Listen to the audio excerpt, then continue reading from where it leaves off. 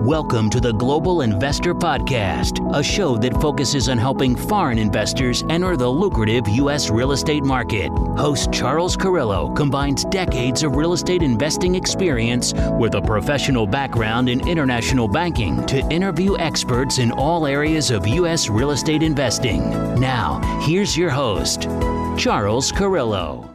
Welcome to another episode of the Global Investors Podcast. I'm your host, Charles Carillo. Today we have Mandy McAllister. Mandy is a full-time multifamily real estate investor with a portfolio comprised of 205 units in mainly college towns and urban centers. Previously, she was in medical device sales and now focuses on repositioning underperforming assets to increase cash flow and value. So thank you so much for being on the show, Mandy. Could not be more excited to be here, Charles. Thank you. Yeah, no, it's great to have you on. And tell us a little bit about your story, both personally and professionally, because now you're full-time in real estate. And let us know about your little journey before choosing to invest in real estate. Yeah, so actually this is retirement week.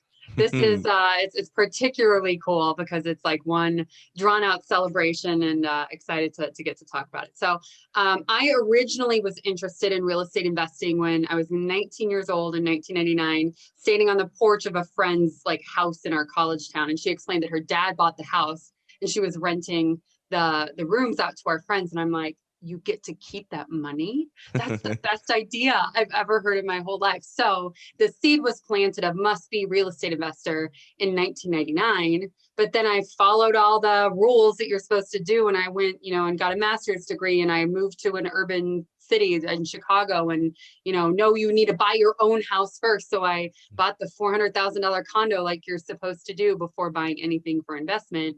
And then that plus some analysis paralysis put me in a spot that I didn't end up buying anything for express purpose of investment until 2016.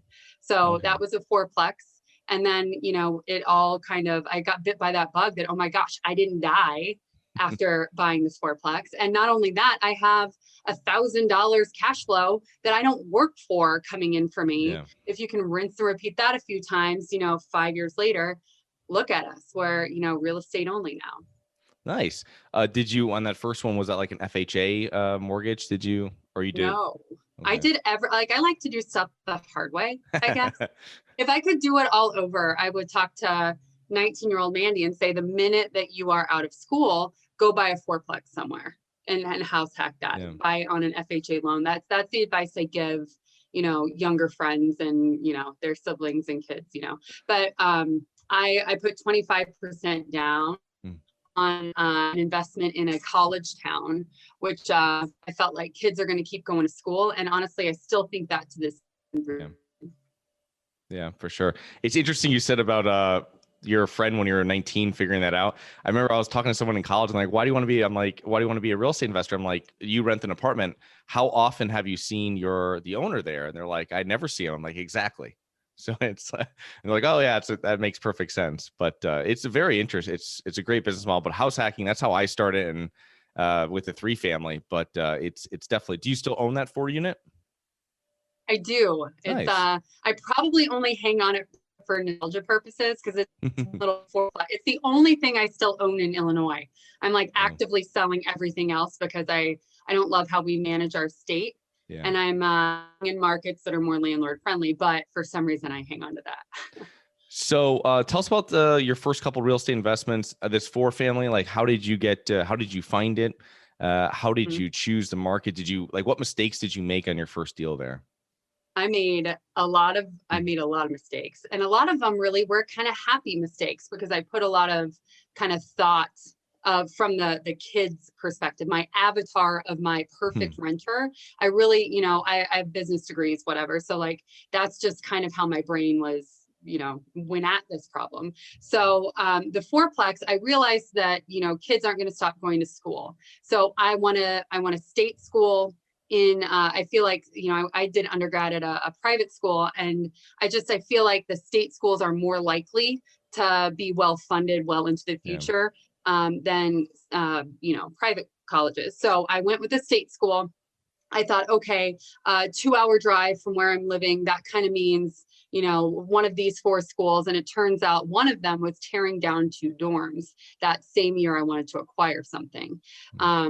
that plus the student population. So just like you would look at a multifamily investment and you want to know what's happening with, rent growth and population growth and all of that stuff, I feel like a happy accident that I made is what I paid attention to was, what's happening to housing for these kids. And also, what is the student population doing? Is it growing? Is it becoming more commuter? Are more kids wanting to live close to campus? So those are happy mistakes. And then I was coaching volleyball at the time, and a woman that was like a co-coach, she was had just graduated from college, the same school that I was targeting for investment. And I said, all right, if you want to, this is another happy mistake. If you wanted to rent an apartment 2 years ago when you were at Illinois State, where do you go? And she said, oh, you call one of these two property managers. So I interviewed both of them.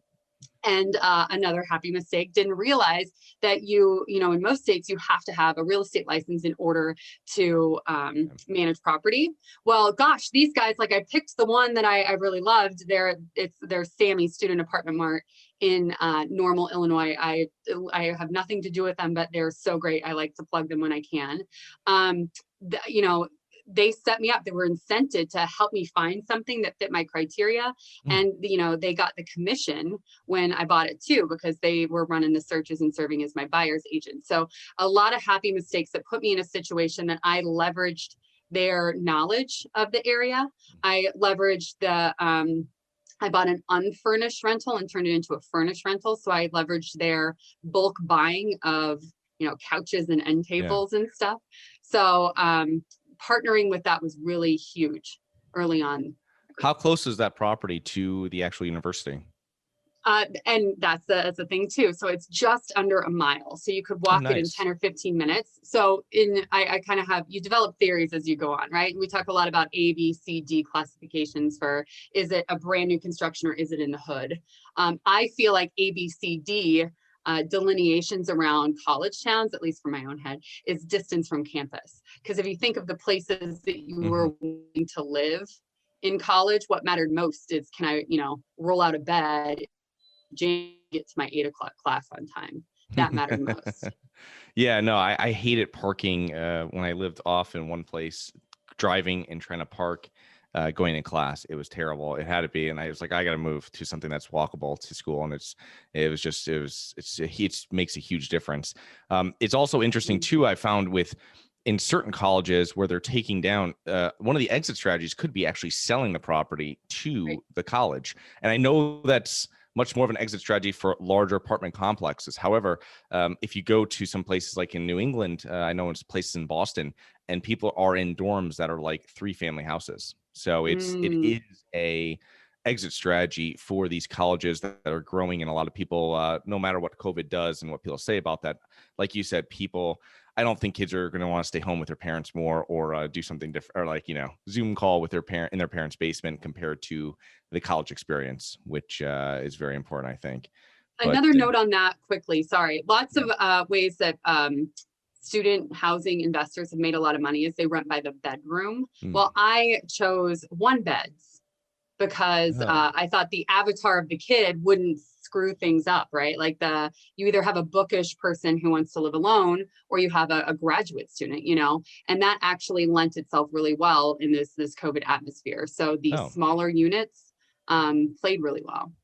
Yeah, that's I personally would have liked to live by myself, but obviously that's not possible in all college situations. But that's an awesome way of doing it, and it also adds a lot of value to it. Like, you're probably getting a much higher rent, I would imagine, renting to a college student versus a normal 1-bedroom apartment in that market.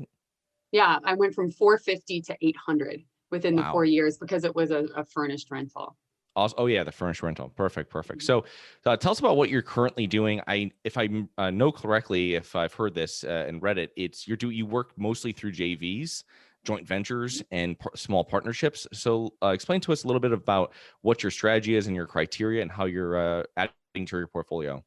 Yeah. So the way that I looked at just this progression of investing and the way I wanted to approach it was I wanted kind of more of an incremental approach, because I like to know I can trust myself, and I want to risk my money before I'm risking any investor's money.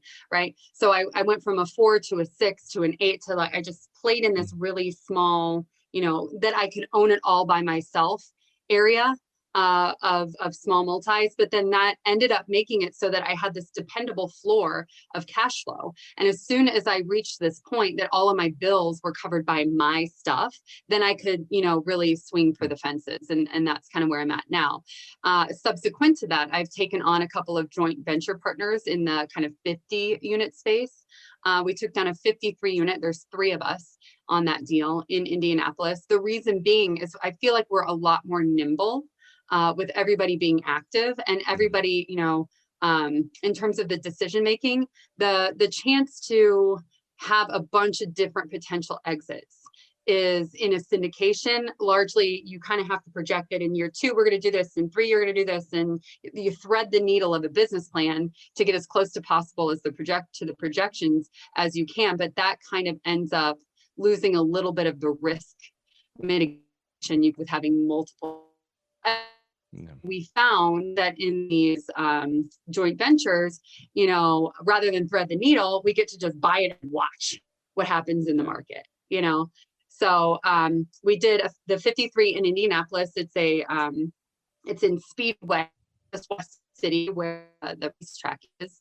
That's gone really well. It's been a reposition from basically a builder. That's been an interesting play because the whole business plan is to just put rents where they belong. Nice. Because builders build, they don't manage, Yeah.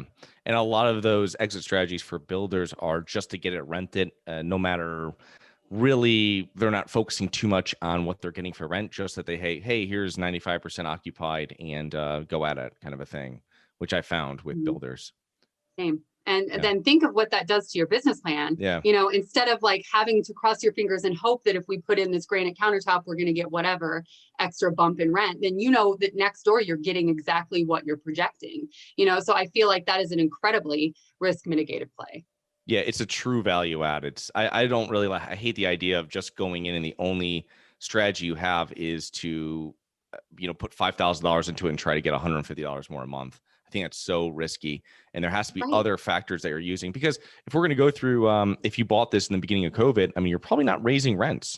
So it's like you might be getting them up to close to what your next door neighbor or your competitors are doing in that close neighborhood, but you're not going to be, hey, we're kicking out all these people and putting in 5,000 a unit where we have no idea what's going to happen with the market. Absolutely. Yeah. Well, and you're kind of crossing your fingers anyway. And with the incredible fluctuations in building materials lately, that 5,000, it might be 7,500, no problem. That completely changes your projections.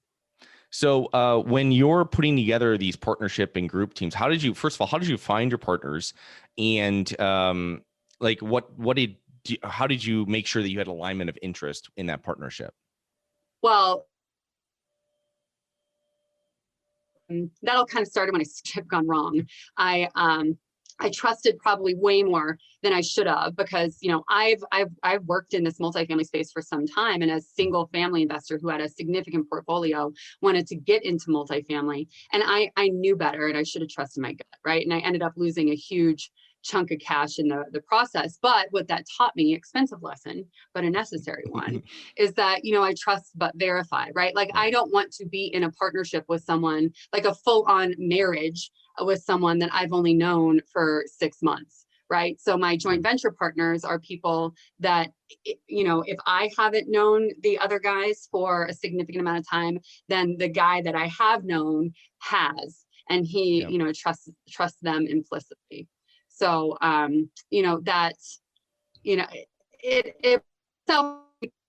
found that I need a little bit more time to feel comfortable. And I do a background check on every single mate that I take on.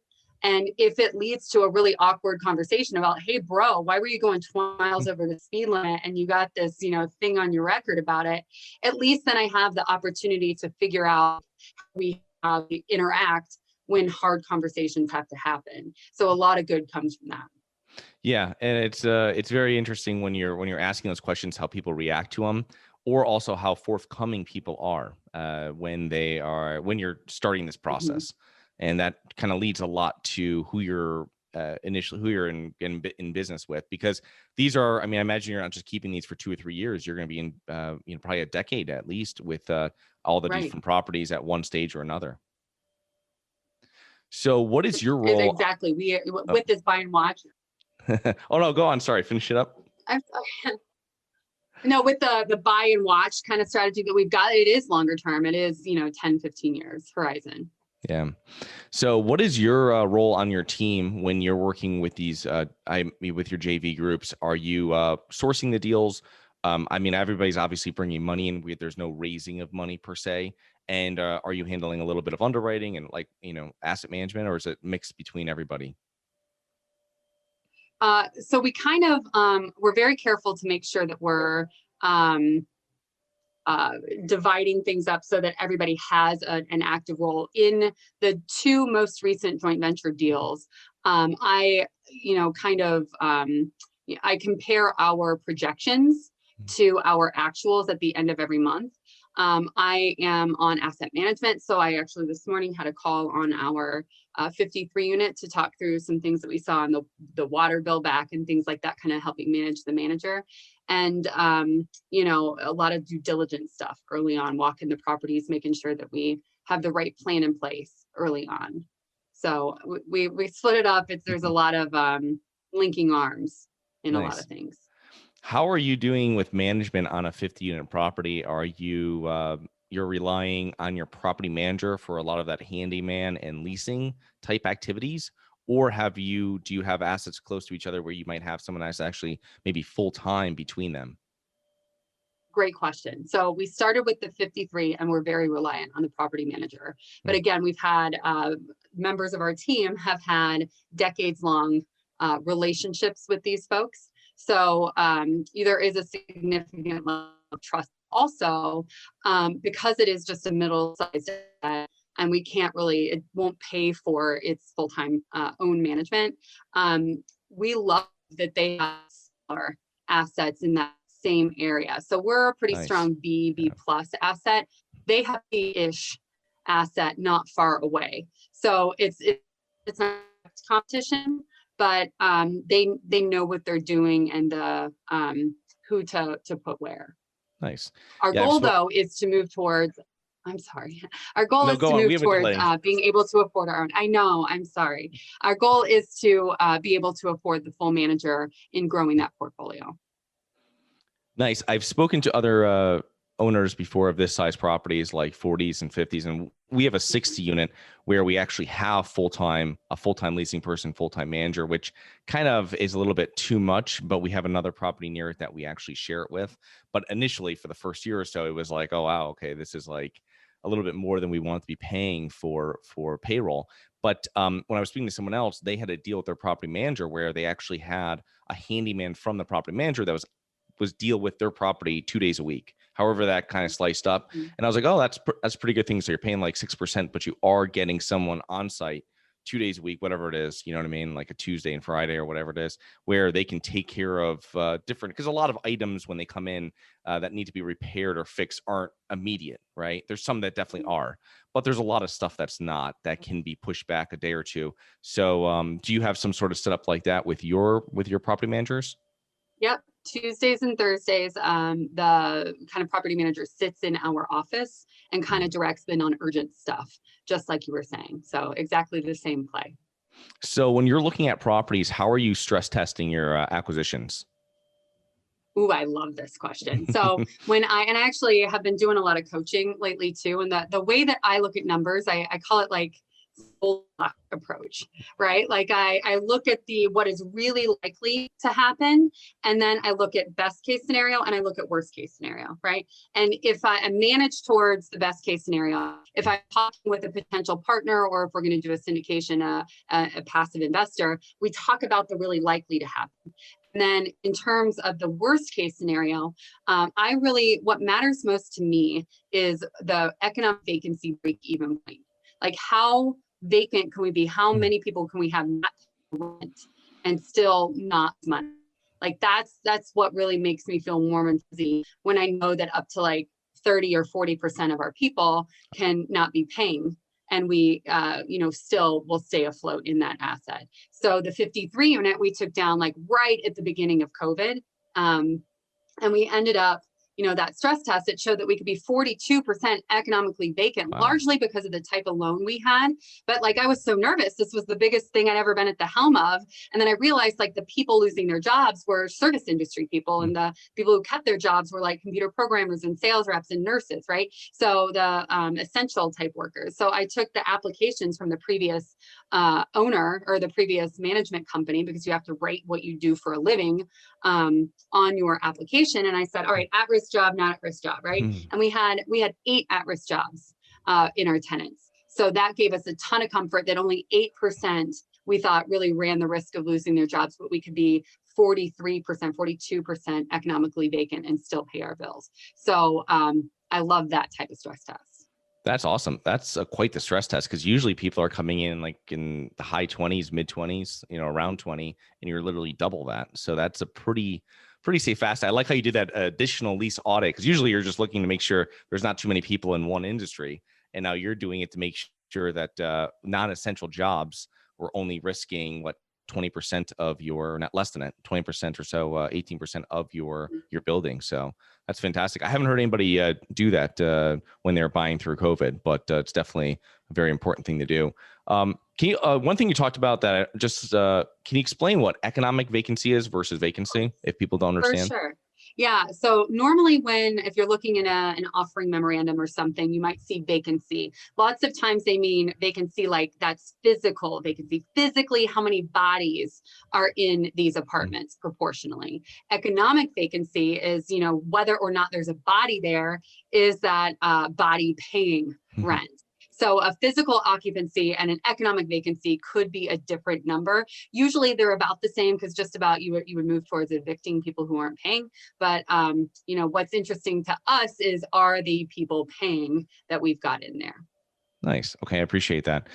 So I mean, we're both have taken down assets in this mid 50s range. And I really think that with these 20 to 60 unit properties, you can really truly find deals, because I think it's a more imperfect market compared with 100+ unit properties.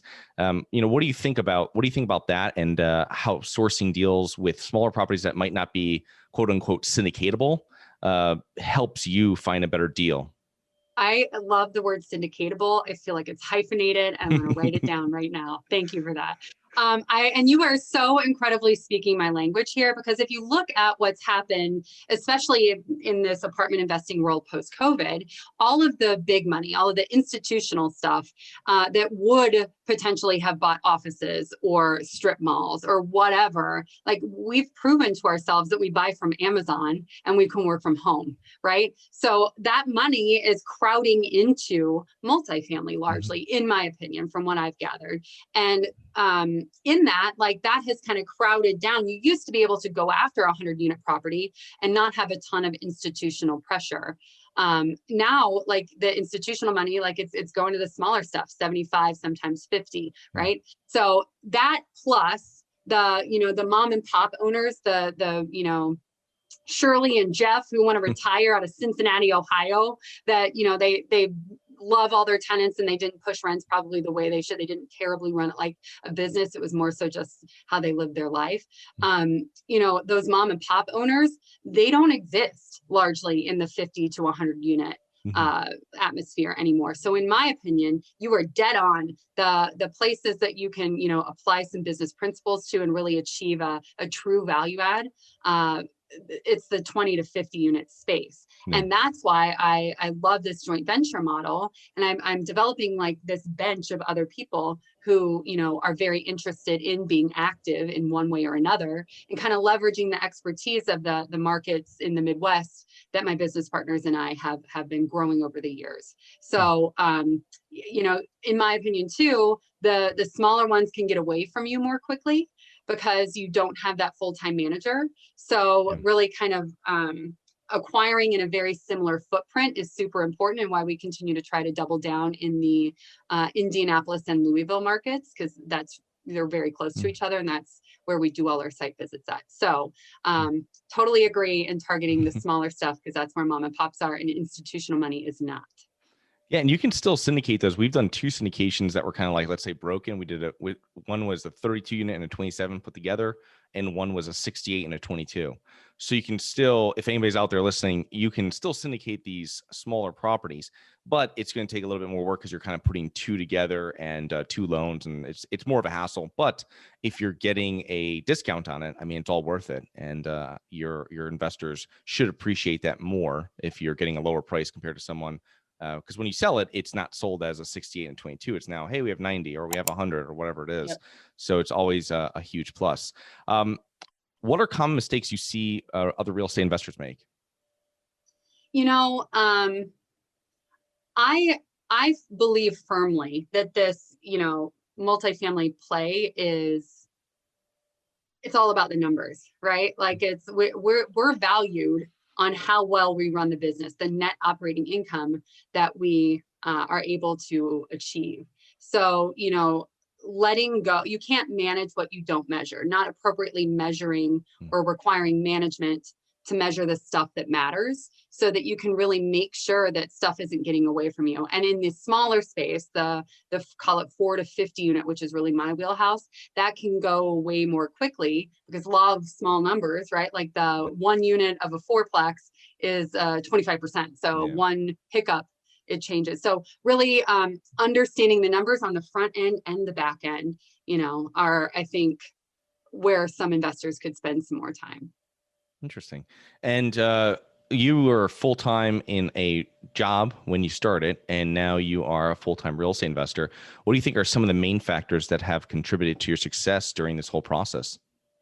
I always kind of would next right step, like I would do the thing that felt like I should be doing it, right? And really involving myself in groups and myself in, doing things that, being around people doing the same stuff that I was doing. Because in my little circle in the suburbs of Chicago, I'm this crazy girl, right? But if I'm, if I'm at a conference or something, or part of masterminds that I'm a part of, oh yeah, well, no, me that because, it's or whatever it is. So being around people, involving myself around people, doing what I'm doing has been huge. But during COVID, I sold a device that was an elective procedure.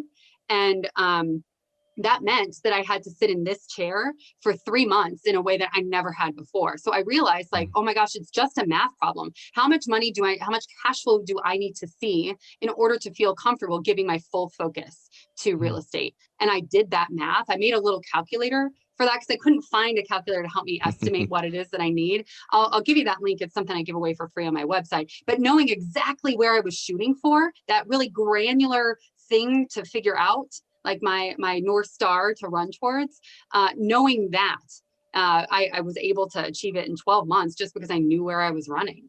Nice. So you had an idea, you had a budget for your own personal and your business expenses, then you had an idea. Awesome. Yeah, that's exactly what you have to do if you're planning on going into anything full-time outside of your job. Tell us about you have a platform for women. You wrote a portion of a book. Tell us a little bit more about that. Yeah, they're deceivingly close in name, but I had a real estate coach, and there's so few women in multifamily, or at least even 4 or 5 years ago there were even fewer, right? So it's really cool to see it growing. But early on, we just kind of banded together, and again, involving myself with people doing what I'm doing, we started a book club that then became a group called Aspiring Women Achieving More. And now on Facebook we have 2,400 members. Wow. We do a free accountability course every single Friday at 1 Central. So if you're looking to meet other like-minded women, sorry, Charles, tell all the ladies in your life. But we get together and we talk about what we're working on, and we kind of mastermind and give each other some advice or some leads on where to go next. And then because of the women's group, a publisher was writing a multi-author book called Aspire: Women Finding Their Purpose. And I had an opportunity to write a chapter in that, sharing my story. It's 99 cents on Kindle, on Amazon, if you want to look. And we hit the #1 bestseller list in 3 countries. So it's so weird to think that by definition, I am a multinational, international best-selling author. But hey, I guess it's not untrue. What countries? We had US, you probably had Canada and It was actually Australia and England. England. We Okay, were cool. very close in Germany. I got a lot of German friends. Interesting. All right. Yeah, no, it's because Canada is, people don't understand, like one of the largest international, one of the largest countries outside the US that are buying US real estate. So that's why I was wondering. Oh, that. yes. Yeah. Yeah. But awesome. So tell us how our listeners can learn more about you and your business, and I'll put all these links into the show notes. Yeah, thank you. So my website, mandymcallister.com, is kind of the catch-all for everything. It talks about the aspiring women achieving more, my investment arm, Good Fortune Capital. It kind of tells you a little bit of all of the stuff I'm up to. Awesome. Okay. So you can find that into the show notes and the YouTube notes. And thank you so much for coming on, Mandy, and looking forward to connecting with you here in the near future at some future event. Can't wait. Hi guys, it's Charles from the Global Investors Podcast. I hope you enjoyed the show. If you're interested in getting involved with real estate but you don't know where to begin, set up a free 30-minute strategy call with me at schedulecharles.com. That's schedulecharles.com. Thank you. Thank you for listening to the Global Investor Podcast. If you like the show, be sure to subscribe on iTunes or Google Play to get new weekly episodes. For more resources and to receive our newsletter, please visit globalinvestorpodcast.com. And don't forget to join us next week for another episode.